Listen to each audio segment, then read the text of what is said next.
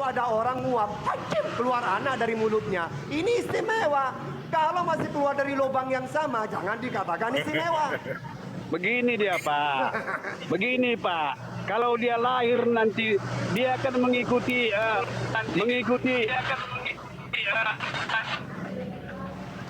Pak, coba santai-santai gimana bicaranya Nabi Pak. Ya, Adam? santai Terus aja gimana kita. Nabi santai Adam saja, yang lahir Pak. tanpa ayah dan ibu? Ya, coba santai-santai aja. Coba dipikirkan dulu baik-baik, baru dijawab ya Terus Pak ya. gimana Nabi Adam? Ya. Oke. Nabi Adam yang lahir tanpa ayah dan ibu tuh gimana ceritanya? Sebentar Aki, pertanyaan ini dan untuk dijawab oleh jangan ubah topik, jangan ubah topik. Coba Oke. coba disapa dulu Bang. Siapa aja yang Kristen, siapa yang Islam di sini? Disapa dulu. yang Kristen ada dua, ada di Samudra. Berisik Pak, berisik. Yang berisik ini siapa nih? Ahli Jono, Tolong. kamu berisik, di mute dulu. Oke. Pak, itu kan sudah diam. Makanya Silakan, yang saya Pak tanyakan Marlon, kepada Pak Marlon ini, kenapa Anda menuhankan Yesus, Pak? Sebentar Pak, sebentar. Ada orang telepon Pak, sebentar Pak. Oh iya gitu, iya siap. Adi Saputra silakan. Anda bertanya Bagaimana ke- Pak? Bagaimana Pak? Belum. Kenapa Pak Silakan. Marlon itu selama ini menuhankan Yesus, padahal Yesus itu juga keluar dari kandungan Bunda Maria, sama dengan kita. Hanya bedanya Bunda Maria itu tanpa seorang suami gitu. Anda Bapak tadi tidak memastikan berarti- bahwa Yesus itu ada sebelum Abraham ada. Berarti Yesus itu ada setelah kakeknya Abraham ada kan? Gitu kan? Ya benar itu Iya, Pak. itu malah lebih ini Pak sebenarnya kalau mau disembah itu sebenarnya Jadi lebih sekarang saya pada jadi sekarang saya di tanya Bapak. Salomo, Pak. Bapak Salomo itu adalah Salomo itu ada sebelum langit dan bumi ada, bahkan sebelum manusia-manusia purba itu ada. Kenapa kok enggak menyembah Salomo? Di Amsal 8 ayat Di mana? 22 itu jelas. Di mana itu Pak dalilnya Pak ada Salomo sebelum ada? Amsal 8 ayat 22, silakan. Bagaimana bunyinya Pak? Iya, dibaca sendiri, Pak, bunyinya, Saya Pak. tidak membawa Alkitab Pak. Kalau bawa Alkitab saya lihat. Bacakan Bang Akal Sehat kalau ada Bible. Ya. Oh, Bang Alfi ini belum ada. Amsal 22 Aki.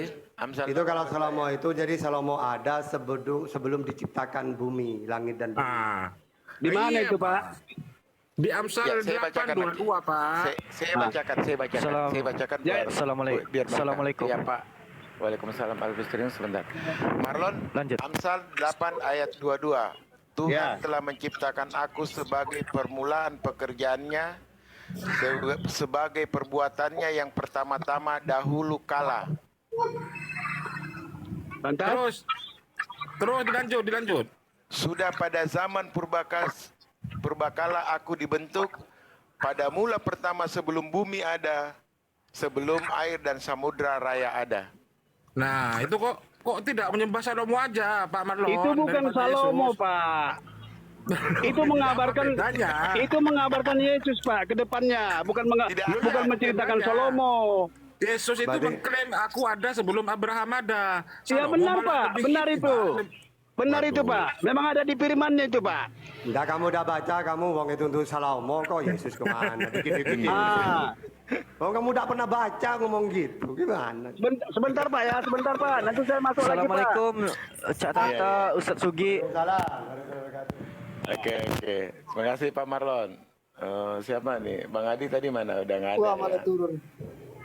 Iya. Assalamualaikum. Kita- Assalamualaikum Ustaz Sugi. Enggak ada satu gimana? Enggak ada, Bang. Itu ada di sini Ustaz Sugi masuk dah di bawah. Oh iya. Jangan-jangan Ustaz Sugi tipuan nanti. Enggak. Ini Ustaz Sugi yang asli kok. Kalau yang asli ini guru saya, ini saudara saya. Betul. Masih apa kayaknya itu jaringannya? Eki, selamat bergabung Eki, dari Muslim atau Kristen Eki? Halo Eki, mute-nya dibuka bro. Muslim Bang Muslim. Oh dari Nih, sudah Muslim. ada Ustaz Sugi Aki. Tuh. Assalamualaikum Ustaz Sugi. Kita ganti dulu bang ya, kita fokus ke Oten dulu abang. Tes 1 2 3. Gimana suara saya? Dengar? Udah bagus Aki. Udah bagus. Merdu. Oh. Oke, saya menanggapi Amsal itu tadi ya. Dia tadi mengatakan itu untuk Yesus. Kalau itu untuk Yesus berarti Yesus ciptaan. Coba dibaca ayat 8 itu. Ayat 22, Amsal 8 ayat 22. Jelas ciptaan di situ. Permulaan ciptaan. Iya, seneng banget saya kalau itu dikatakan Yesus ciptaan dia. Mundur kena, maju kena. Iya. Nih, Amsal 8 ayat 22. Mau ditolak apa lagi coba? Tuhan telah menciptakan aku sebagai permulaan pekerjaannya, sebagai perbuatannya yang pertama-tama dahulu kala. Kena kan? Mana orangnya? Udah kabur. Takut. Aduh. Habis kuotanya Ustaz. Habis kuota dia itu. Positive thinking aja. Oh, kota. Aduh, ya Allah. Ini ada Bang Saya coba sapa dulu Pak Herwendi Putra. Herwendi. Ya, Bang Herwendi, selamat siang, Abang. Buka mic, Bang Herwendi, selamat siang. Jaringannya merah nih Bang Akal. Kayaknya habis kuota juga ini. Iya, baik. Oh, nih Jaringannya Pak merah. Marlonnya balik lagi nih. Pak Marlon, datang lagi Pak Marlon. Ya Pak.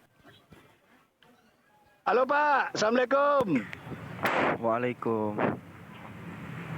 Lanjut Pak Marlon. Ya Pak. Jadi Ya, kan gimana begini tanggapannya, Pak. Pak Marlon?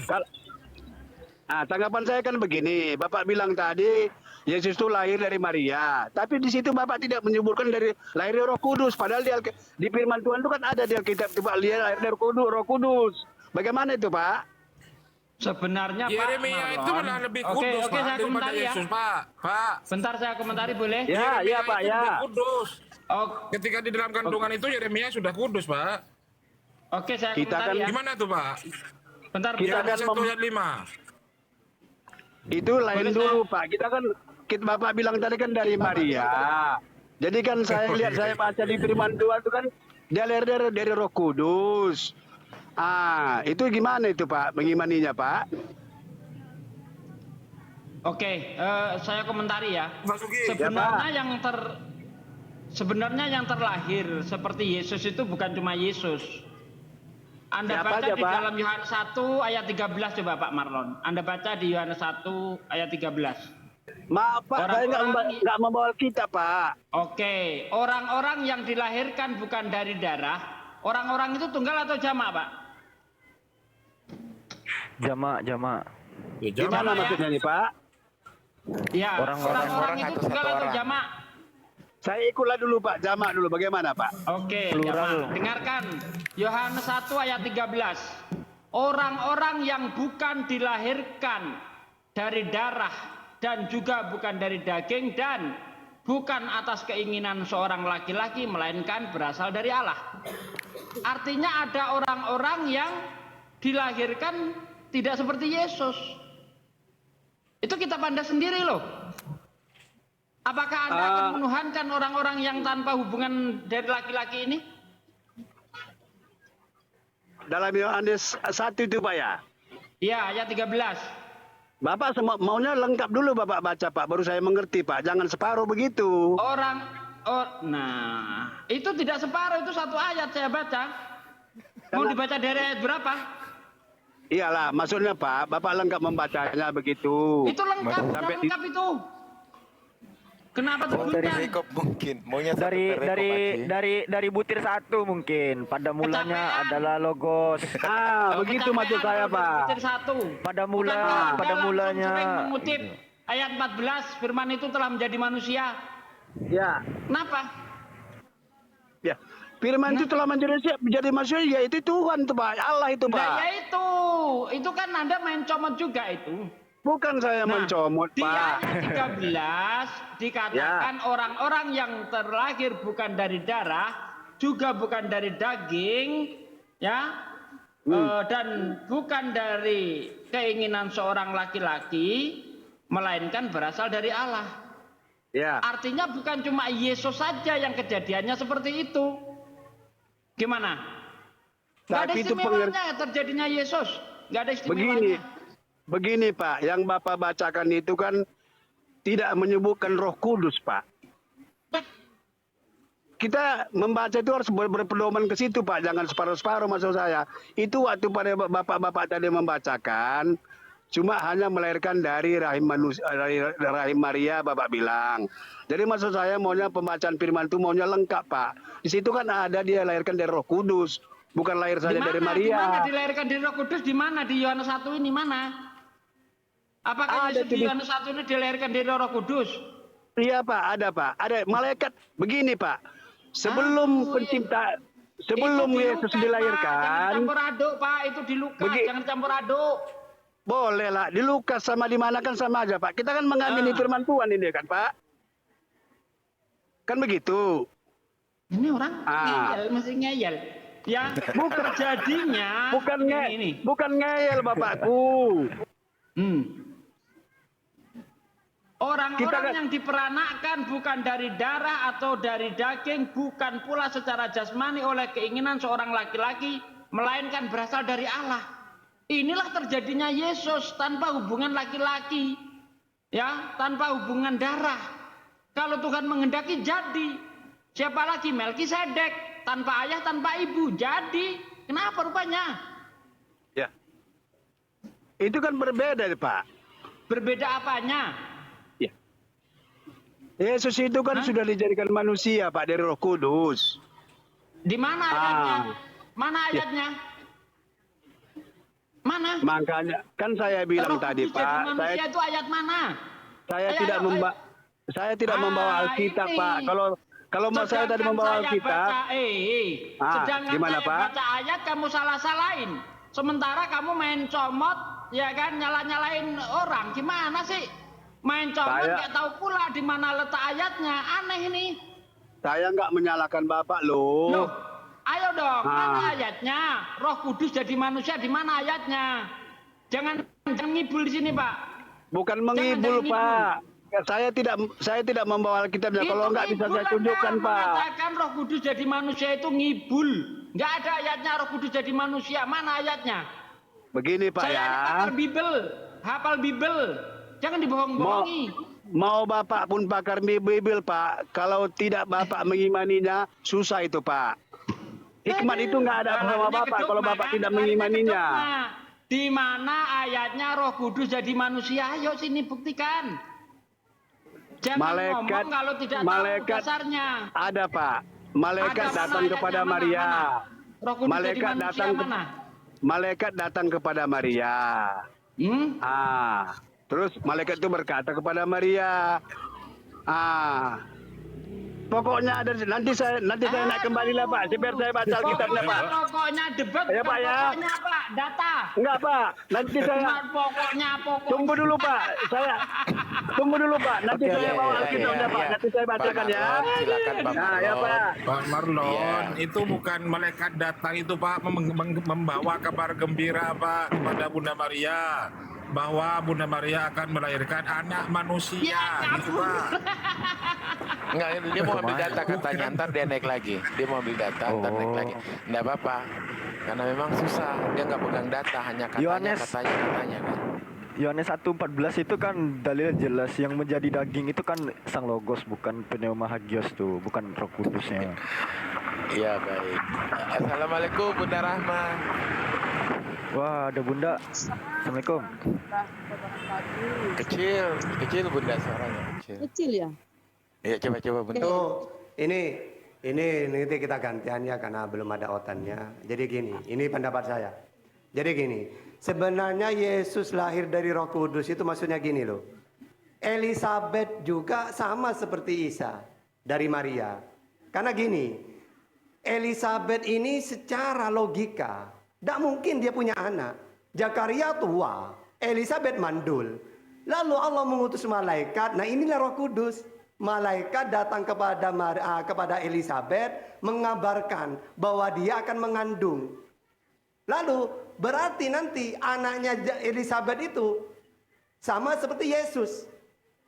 Makanya pada hari ke-6, nah ini di dalam Lukas 1:26. Pada hari ke-6 Tuhan mengutus lagi. Yang tadinya mengutus kepada Elizabeth, sekarang mengutus lagi. kepada Maria. Ya, yaitu nanti Roh Kudus ini mengabarkan juga sebagaimana dia datang kepada Elizabeth. Kamu akan mengandung, loh, tidak mungkin, wong saya ini mandul. Lalu pada hari ke-6 Allah mengutus lagi kepada saudaranya, yaitu Maria, ya, bahwa kamu akan mengandung. Nah, maka katakan orang Kristen, mengandung dari Roh Kudus, maksudnya mengandung melalui berita dari malaikat Jibril gitu loh. Karena dua wanita ini cara akal tidak mungkin punya anak. Seorang yang mandul dan orang yang perawan tidak pernah disentuh. Gitu sebenarnya. Atau dalam Al-Quran, fa'arsalna ilaiha ruhana. Maryam itu kan tidak pernah disentuh laki-laki, tapi Allah mengutus ruhana. Siapa ruhana di situ? Malaikat Jibril. Tapi karena orang Kristen nggak tahu ya tentang kayak gitu-gituan. Pokoknya kalau kelahirannya aneh, Tuhan ini siapa lagi gitu. Dikit-dikit mentuhankan, dikit-dikit mentuhankan. Aduh. Tafadhol, mualim yang lain. Ya, belum ada outline barangkali. Saya ngecek di bawah juga belum. Ya, buat teman-teman yang minta permintaan, saya mohon kita prioritaskan saudara-saudara kita yang Kristen ya. Karena di atas ini sudah banyak aki-aki kita untuk menjelaskan semua.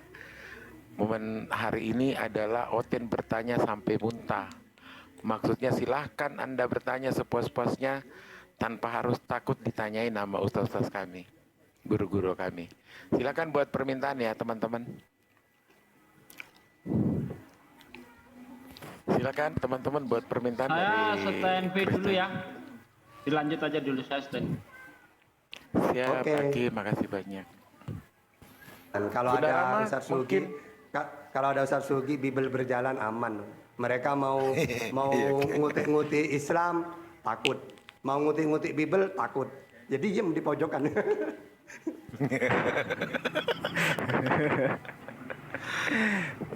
Silakan Ustaz Arif. Mungkin Bunda Rahma silakan. Guru-guru kami Ustadz silakan. ini ya udah dijawab oleh Ustadz Tahta, Ustadz kita. Udah lengkap itu, udah komplit, udah benar tuh. Kata malaikat itu ya, sebab bagi Allah tidak ada yang mustahil. Kata malaikat apa?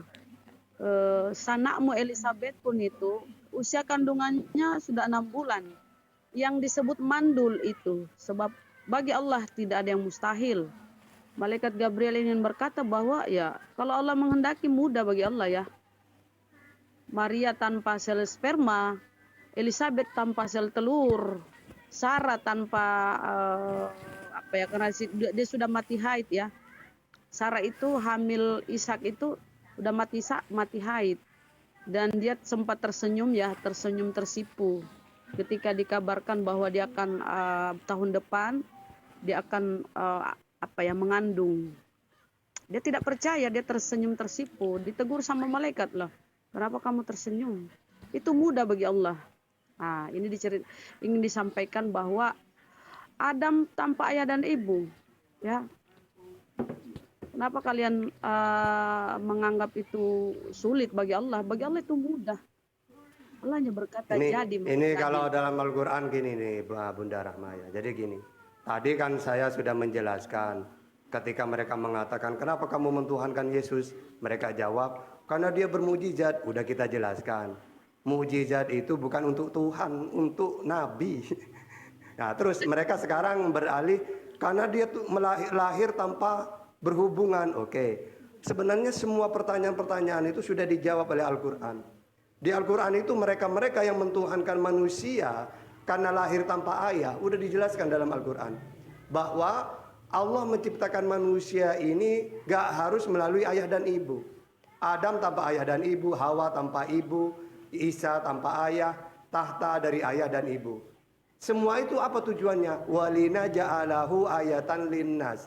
Sebagai tanda bahwa aku ini kuasa, kata Allah. Jangan kamu mentuhankan manusia yang aku ciptakan tanpa ayah. Bahkan lebih dasar dari itu, saya bisa. Apa? Nanti kalau kamu di kiamat nanti, di mahsyar, tulang belulang seluruh dunia, berapa juta, miliar itu. Semuanya hancur semuanya. Lalu dengan seketika Allah mengatakan, bangkitlah semua.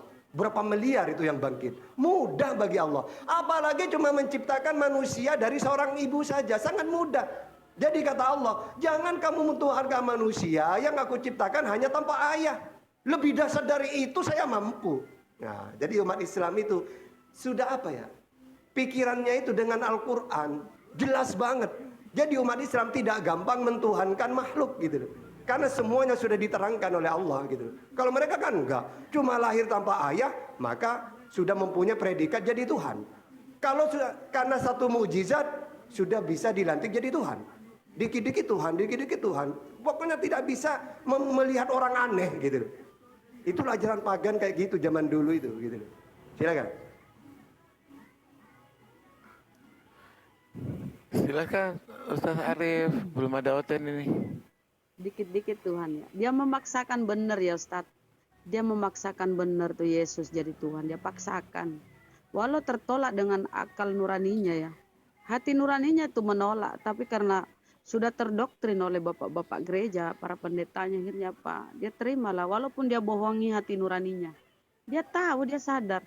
Melkisedek itu tanpa ayah, tanpa ibu, tanpa awal, tanpa akhir. Melkisedek. Tapi dia tidak menuhankan. Atau kita ke Yesaya 61 ya. Roh Allah ada padaku. Allah yang mengurapi aku. Dia yang mengutus aku kepada orang-orang yang sengsara. Jadi kalau kau menuhankan karena Yesus, di dalam diri Yesus ada roh Allah ya. Tuhankan juga Nabi Yesaya. Banyak data-data di Bible ya. Di Bible-nya yang apa ya, yang mengajak akal mereka tuh untuk berfungsi, difungsikan. Tapi dia tolak. Yang penting Yesus Tuhan, titik. Itu iman saya. Kan gitu kata mereka. Jadi apapun cara dijelaskan gimana pun oleh ustadz-ustadz kita ya, tetap mereka. Tetapi ya, intinya bukan kita di TikTok ini ada, bukan kita berfokus hanya kepada teman-teman yang naik diskusi ya.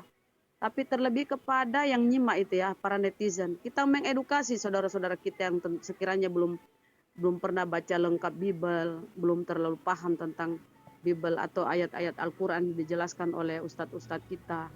Nah, inilah poin yang kita dapat ya, bukan cuma untuk yang teman kita berdiskusi, bukan. Tujuan kita bukan hanya ke dia ya. Hidayah itu datangnya dari Allah. Kita hanya menyampaikan.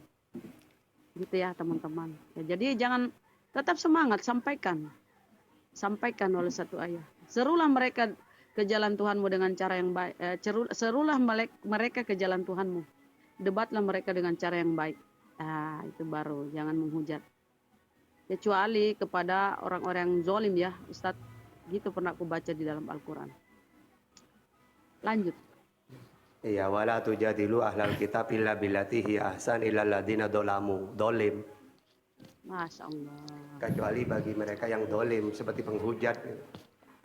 Kan itu teman-teman ya. Masya Allah. Baik, Ustaz, ini ada yang permintaan ini.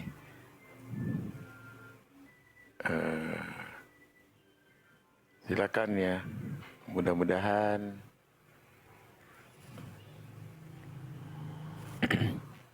ya, selamat siang, Kafir Cerdas. Siang. Ya, Muslim Kristen Abang.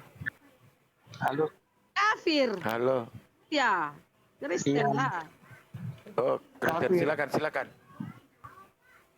Kafir. Mungkin ya, silakan. Mau diskusi. Ya, silakan. Silakan. Mau tema apa? Silakan. Iya. Tentang ajaran Islam tentang riba. Ada kitab riba di perjanjian lama. Mau diskusi.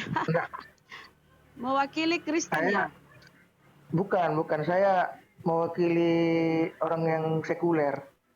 Aduh. Gimana Ustaz? Tidak mewakili Kristen ya, tapi mewakili orang yang agnostik lah. Agnostik. Mau nanya, kalau di Islam riba itu nggak boleh. Terus bagaimana sewa menyewa boleh, tapi utang piutang nggak boleh berbunga? Bukannya itu sama gitu? Oke. Kalau sewa uang dengan sewa barang kan sama, berarti kan sama aja riba juga tuh sewa menyewa barang. Berarti kan kontradiksi toh. Nah, itu bagaimana? Jadi gini, di dalam fikih itu ada namanya bab muamalah.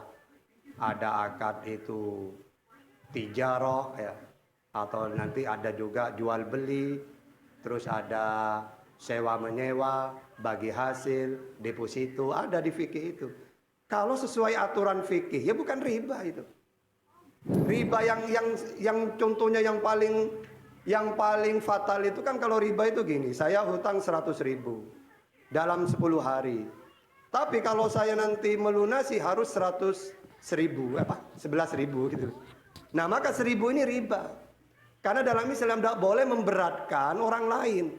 Udah tahu orang ini tidak mampu mau hutang ke kita, mari kita tekan. Mau hutang berapa kamu? 1 juta. Iya, tapi bunganya 100.000 gimana? Nah, dalam Islam kasihan orang kayak gitu itu. Ya beda dengan sewa. Karena sewa di bab yang lain lagi gitu loh. Ya. Memang beda itu. Nah, masalahnya kan objeknya sama-sama modal toh. Modal, ada satu modal barang, satu modal uang. Masa sewa menyewa ada tambahan boleh. Tapi kalau gimana? Tambahannya di mana kalau sewa itu? sewa Saya menyewa sewa mobil. Saya sewa Ya. mobil. Kan udah sepakat. Saya nyewa mobil kamu. Mau pergi ke Jakarta 1 hari. Iya bang, 500 ya. Iya. Udah sepakat, apanya yang riba? Kecuali Iya, artinya- kalau kamu nyewan ke saya umumnya 500.000, kamu mau? Iya ya, Maksud tapi saya 1 juta itu- ya. Baru itu menekan orang itu namanya. maksud saya itu barang dan uang itu sama-sama modal materi gitu kan. Iya, samanya gimana? Kalau riba orang hutang melunasi lebih, itu riba lebihnya. Kalau nyewa kan udah, saya mau nyewa mobil, udah tahu sama-sama sepakat. Dari Pasuruan ke Jakarta 1 hari atau 2 hari, 500.000. Apanya yang riba? Kan sama-sama modal toh. Lah enggak, riba itu kan lebih. Terus kalau Iya. saya nyewaan itu kan sudah sepakat, apanya yang lebih? Nyewa itu kan contohnya mobil buat usaha, itu kan modal. Terus iya. uang untuk usaha modal juga. Masa menyewakan itu kan dapat Enggak, dalam dapat hal ini. kemanusiaan, kalau nyewaan itu yang mana yang menjadi dosa itu yang mana? Kalau riba jelas, saya hutang 1 juta, ketika melunasi harus ada ribanya 1.500.000 misalnya. Kan jelas.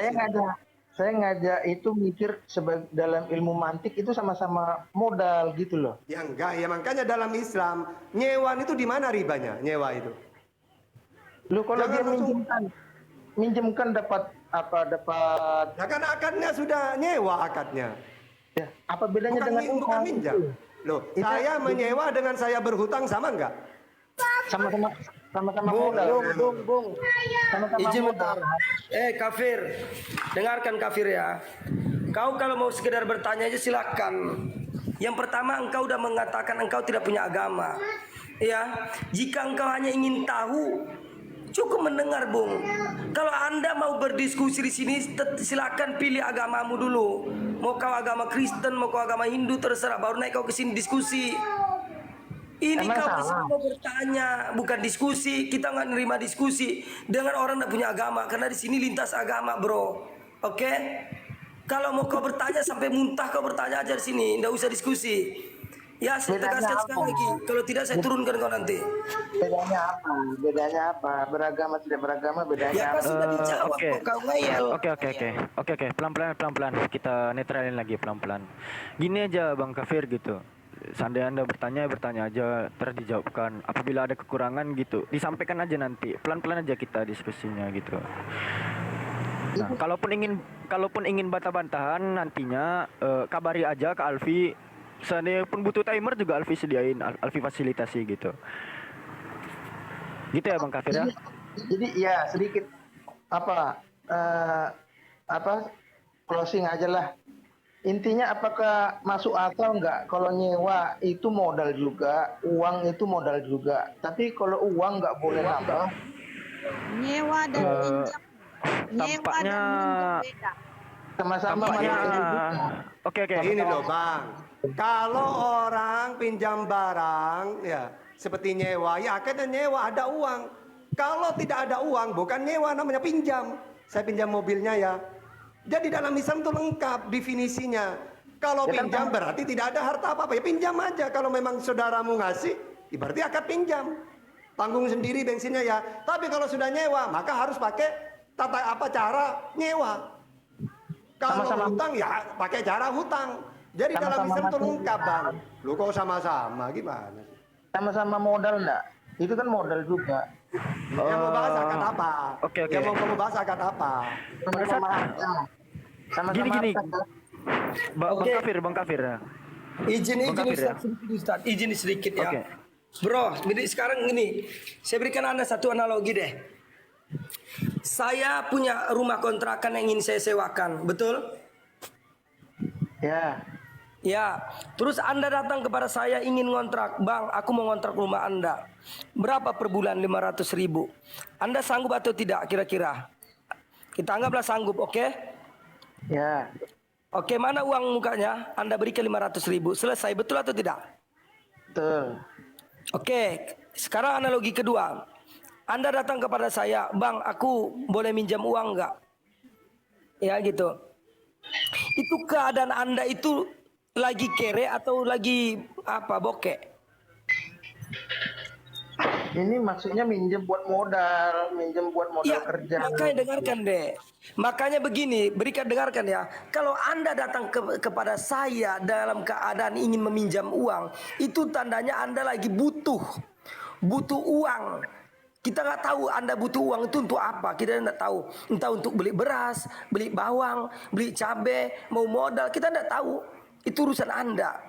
Tetapi kalau saat Anda datang kepada saya ingin ngontrak, itu berarti Anda itu ya sedang butuh rumah dan Anda punya uang untuk membayar. Jadi dengarkan bro, definisi meminjamkan uang dengan itu ngontrak itu beda. Kalau ngontrak itu termasuk dalam definisi kita bisnis. Kita punya uang, punya modal dirikan rumah untuk kontrakan. Tapi kalau minjamkan uang itu bisa saja kepada siapapun. Jadi poinnya dengarkan, orang yang datang kepada kita sebagai tukang kontrakan itu orang yang butuh tempat tinggal. Tetapi kalau saat orang datang kepada kita ingin meminjam uang, kita belum tahu dia gunakan apa untuk uang itu. Ya, jadi sangat beda sekali gitu loh, nggak sama. Ini dibatasi maksud saya itu untuk modal kerja gitu Oh loh. nggak bisa. Definisi meminjam uang itu nggak harus untuk itu, nggak itu. Karena definisi meminjam uang bahkan kebanyakan nih di tempat saya minjam uang 10.000 untuk beli beras sekilo. Tuh. Iya. Kasusnya ini maksud saya untuk modal. Nggak bisa karena definisi meminjam uang tuh bisa saja luas maknanya. Beda dengan Anda tadi ngontrak itu dibatasi. Setiap orang yang menanya kontrakan itu udah jelas untuk apa kontrakan itu, yaitu untuk tempat tinggal. Kalau definisi minjam uang itu luas, Anda nggak bisa samakan dengan kontrakan. Gitu loh, minjam uang tuh bisa untuk apa aja. Begitu, oke, silakan Ustaz, disapa lagi Ustaz. Gini, Abang, dasar Oke, terusnya luruskan kita dulu dah. dah usah ada Bang, udah apa ini cuma ada. Iya, sebentar Aki.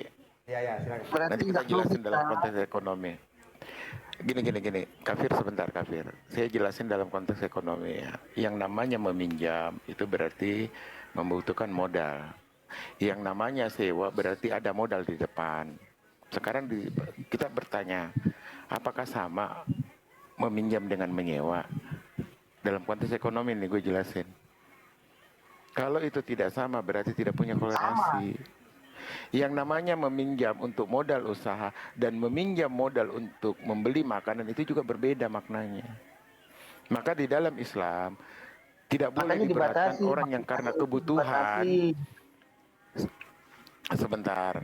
Makanya di dalam Islam dilarang oleh karena kebutuhan itu kita yang meminjamkan memberatkan bagi yang meminjam. Tetapi kalau dalam konteks menyewa itu ada kesepakatan yang kita buat. Ada permufakatan. Karena dari nilai uang yang Anda pinjam berarti Anda mendapatkan nilai nominal. Itu dibedakan. Jadi sama yang dia bilang aki-aki kami di sini, konteks pinjam meminjam itu tergantung apa permulaannya. Kalau Anda meminjam untuk makan, di dalam Islam dilarang kami memberatkan untuk membungakan. Tetapi di dalam konteks pinjam meminjam untuk usaha, berarti dalam konteks ini Anda menerima hasil dari usaha Anda.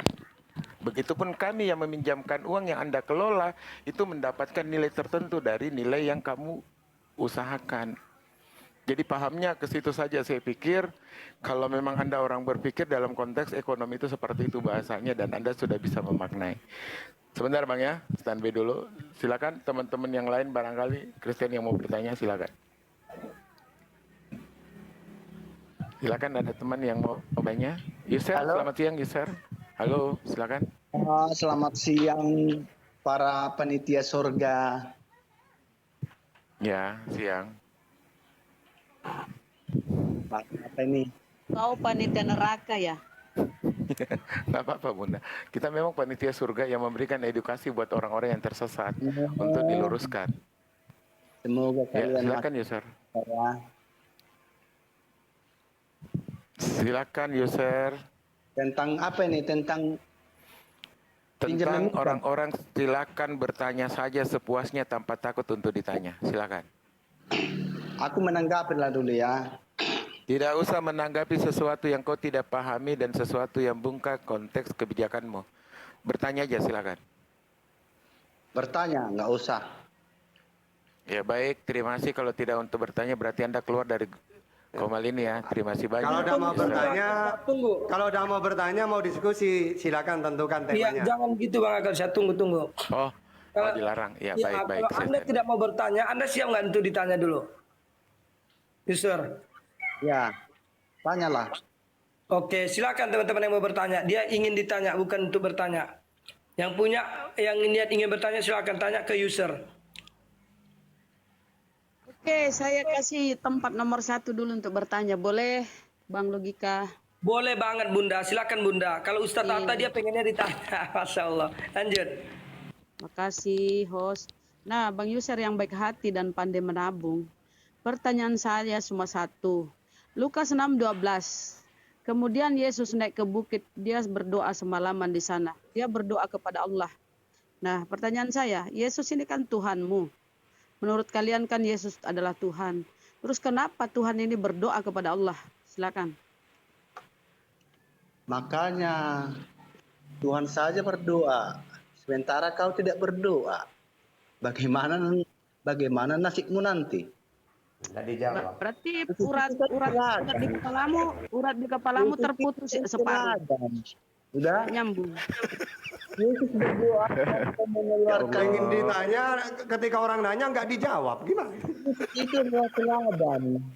Udah, teladan. Udah, kau sendiri nggak pernah berdoa. Bagaimanalah nasibmu nanti? Yesus berdoa dengan curahan air mata. Kau sendiri mengejek. Kenapa kau nanti? Yuser, dia kan Tuhan. Yuser, dia kan Tuhan. Nah, kalau dia Tuhan, kenapa pula dia berdoa? Oh, makanya dia teladan. Biar kau contoh dia. Coba berdoa kau sekarang, ayo. Bapak Doa itu apa? Doa itu apa? Menurut kamu doa itu apa? Coba berdoa dulu kayak, ayo. Doa itu saya kasih tahu ya, supaya akal menyambung dikit. Doa itu permohonan. Ya. Kita bermohon, kita berdoa kepada Allah, kita bermohon. Nah, ketika Yesus yang kamu jadikan dia Tuhan, dia berdoa kepada Allah, berdoa kepada Tuhan. Nah, ini berapa Tuhanmu?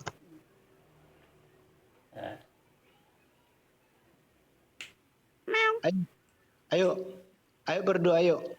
Ayo berapa Tuhanmu? Oh, ternyata memang kabel-kabel di otak. Udah.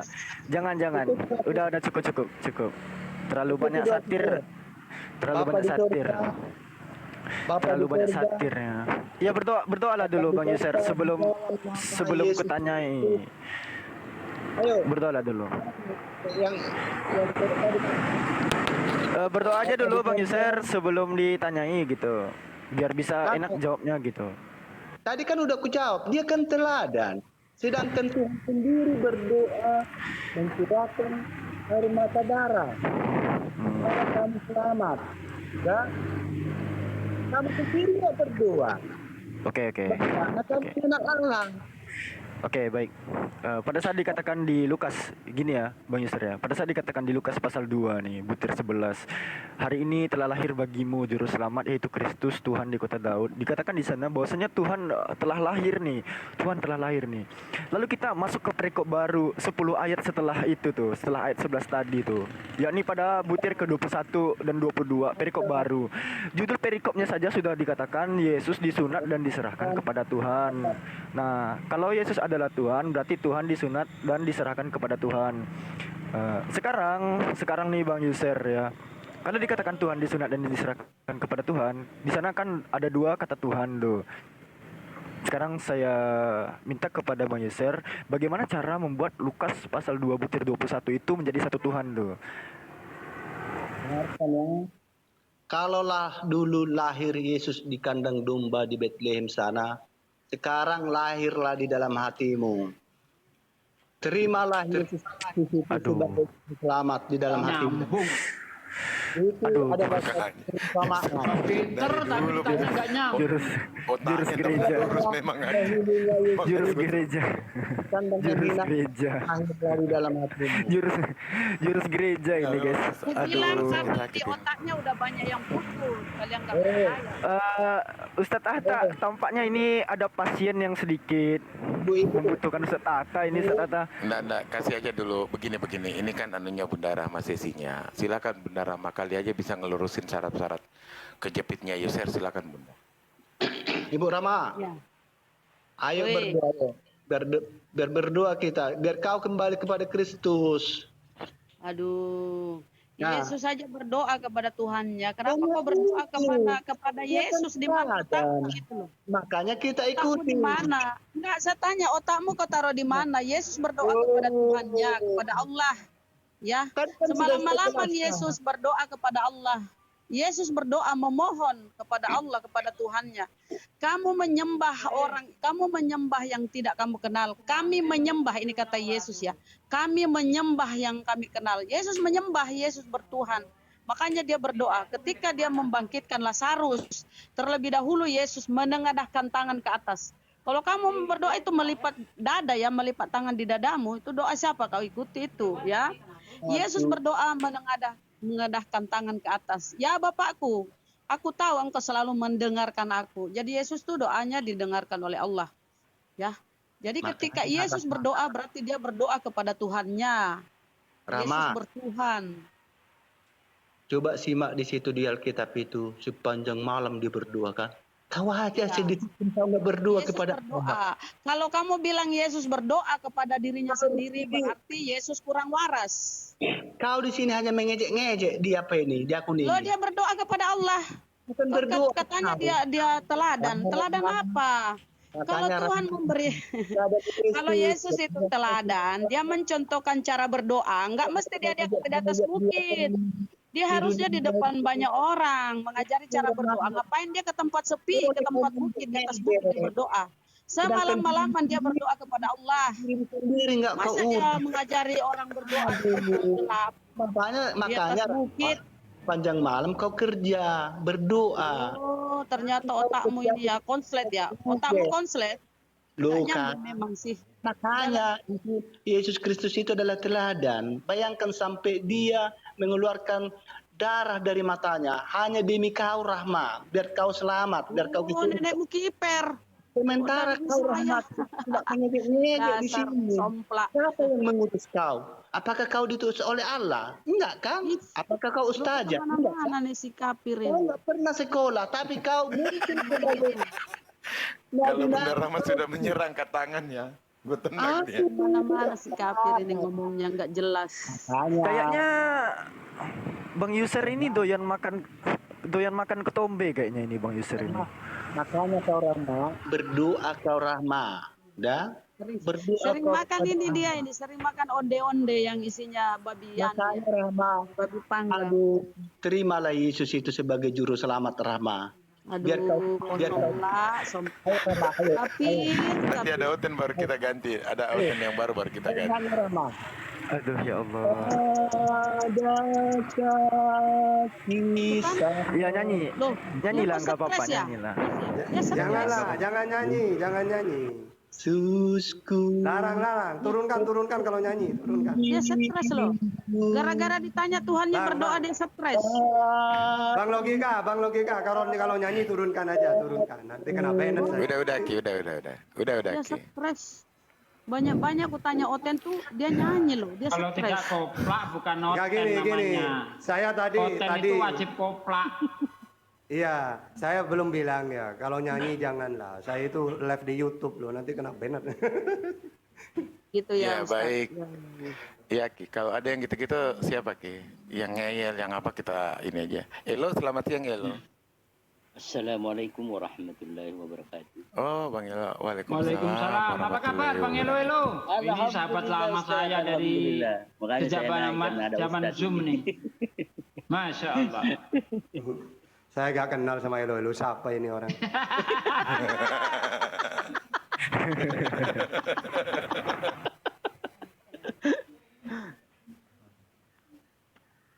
Silakan Aki. Aki Elo, silakan Aki. Silakan. Mumpung nggak ada Oh ya, Oten. lanjut saya dulu. Nih, saya lagi lagi dengar tadi tadi dengar itu Oteng itu lagi melawat tadi, makanya saya naik. lanjut. Baik Aki, terima kasih. Iya, itu tadi makanya gue rencana mau turunin. Kan udah sering ya di beberapa komal dia masuk itu kontennya seperti itu. Ditanya apa, jawab apa, tapi bagus. Dia bagus memang. Bagusnya apa? Di mana-mana pun dia nginjilin, ngajak orang. Pokoknya dia tidak peduli. Ditanya apa, yang jelas dia hanya mengajak orang-orang bertobat. Cuman konteks bertobatnya seperti apa itu yang tidak jelas. Gitu. Ya baik, teman-teman yang lain silakan buat pertanyaan. Buat permintaan ya biar naik dijambak sama Bang Logika, silakan. Ada lagi teman-teman yang ingin gabung buat pertanyaan silakan. Buat teman-teman Kristen Anda bertanya sampai muntah tanpa takut untuk ditanya. Tapi konteksnya itu tadi diterima ya jawabannya. Silakan teman-teman yang pengen bertanya silakan ya. Naik ke komal. Aki, Ukti belum ada ini silakan. Aki Kristolog silakan Aki. Iya, biasanya Otan itu selalu mengatakan, kenapa ya Muslim paling takut ditanya? Udah dikasih komal khusus bertanya, tidak mau naik. Coba. Aneh lagi. Nanti keluar-keluar di luar sana. Muslim itu paling takut ditanya Islam tentang Islam gitu. Giliran dibukakan ruang, kesempatan, nggak ada berani minta. Malah minta ditanya, ketika ditanya, waduh malah curhat, bukan dijawab. Tapi si Anu bagus, Aki, yang tadi Pak Hendro siapa? Pedro ya tadi. Walaupun ngeyelnya gimana-gimana, tapi masih enak. Cuman dia pulang tadi, nggak tahu udah nyampe rumah nggak. Katanya dia mau pulang ambil Bible. Ditunggu-tungguin belum nyamper ya. Silakan teman-teman yang pengen bertanya, naik, silakan. Nah, Bang Logika silakan, Bang Logika. Kerja nih, Bang Logika silakan. Ya aku cuma penyedia ruang dan tempat aja. Ya kan, ya selebihnya yang ada di komal. Alfi mau bertanya dong ke Cak Tata. Mau minta metode menjawab. Silakan. Ustaz Tata, di surah At-Taubah ayat 16 itu, Bani terjemahan kan ada nanya tuh. Di sana kan ada diksi, sedang Allah belum mengetahui orang-orang yang berjihad di antara kamu. Nah, sementara di penutup kalimatnya itu kan dan Allah Maha mengetahui. Itu gimana formula menjawabnya tuh Ustaz? Itu di dalam ilmu nahwu itu ya. Ada tamanni, ada taroji. Kalau tamanni itu sesuatu yang tidak mungkin. Misalnya ada orang kakek-kakek rambutnya sudah putih, dia mengatakan, mudah-mudahan saya muda lagi, rambut saya hitam lagi. Itu tamanni namanya. Tidak mungkin. Ada taroji. Nah di at-taubat itu taroji. Sesuatu yang mungkin. Gitu loh. Makanya kita disebut tobat. Tobat ini bisa diampuni kan? Berarti itu taroji namanya. Bukan berarti Allah tidak tahu di situ. Tapi oleh Allah akan Allah Maha Pengampun kan di situ. Allah Maha tahu. Udah dijelas di ayat itu, di ayat yang terakhirnya. Dan Allah Maha mengetahui. Nah, kata-kata padahal di situ kan taroji. Karena oleh Allah akan diuji dulu orang ini gitu loh. Ibaratkan gini, gimana kamu mau udah mengatakan beriman padahal Allah belum menguji. Nah, di situ di ayat yang lain ya. Gimana kamu dianggap beriman padahal Allah belum mengetahui. Maksudnya apa? Belum diuji oleh Allah. Seharusnya kalau orang beriman, bukan hanya saya iman. Ketika ada perintah jihad, jalan. Gimana langsung katakan beriman, sedangkan ada perintah jihad, kamu tidak mau. Nah itu kalimat untuk apa? Bahwa Allah akan menguji gitu. Tapi kalau secara kalimat di situ, padahal Allah belum tahu. Di situ maksud taroji di situ nahunya. Ya. Kalau kita pakai nahu. Tapi kalau kita mengatakan berarti Allah belum tahu. Loh, kamu selesaikan ayatnya. Karena Allah Maha tahu di situ. Coba kalimatnya kan wa'asa kan gitu. Ada la'alla, ada wa'asa. Jadi ada taroji, ada tamanni. Maka dikembalikan kepada definisinya. Enggak tadi atau surat berapa? Ayat berapa? Ayat 16. Alfi sih lihat di apanya Ustaz, di tafsir Jalalainnya itu kata am di sana itu bermakna ingkar, diingkari itu. Iya.